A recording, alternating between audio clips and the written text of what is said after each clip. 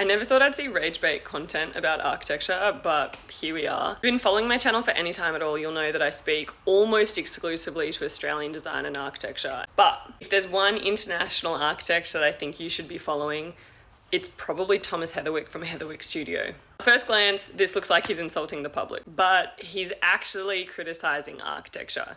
If you read on, it says, "The tone in the world of architecture is that the public is ignorant, and I really don't like that. We are incredibly ignorant if we think the public is ignorant." Moving into the caption, architects should see themselves as providing a public service, even when working on luxury apartment blocks. Now, I've made it pretty clear on here that I'm a really big supporter of architecture, no matter the typology, no matter the brief, that gives back to the community. It could be as simple as wherever a pedestrian walks past, there's a little bit of shade or there's a little bit of landscaping. This means that your building realizes that it's a part of something much bigger than an individual lot. Because if we only ever think on the scale of an individual project, our cities are going to fall apart.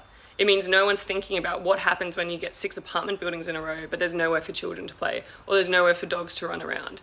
You have to think of projects as part of a much bigger whole. If I'm the only architectural content you've ever been exposed to, it might be shocking to realize that not all architects think this way. I certainly don't represent the view of architects around Australia or around the world. And I think part of the reason for this is because architects feel a little betrayed often by society, because often on projects they're trying to push something that is a better design outcome, a better outcome for people, and it doesn't get up and it doesn't get approved and it doesn't get built. And it's led to a bit of a rift in architecture where architects tend to only speak to one another about their big ideas. And it's actually part of the reason I started making this content. It's because I don't agree. I think if we worked out how to communicate to the public better, we would see better outcomes. And I know you all care because I've seen you on my channel and you definitely care about the cities and the environment that is going up around you.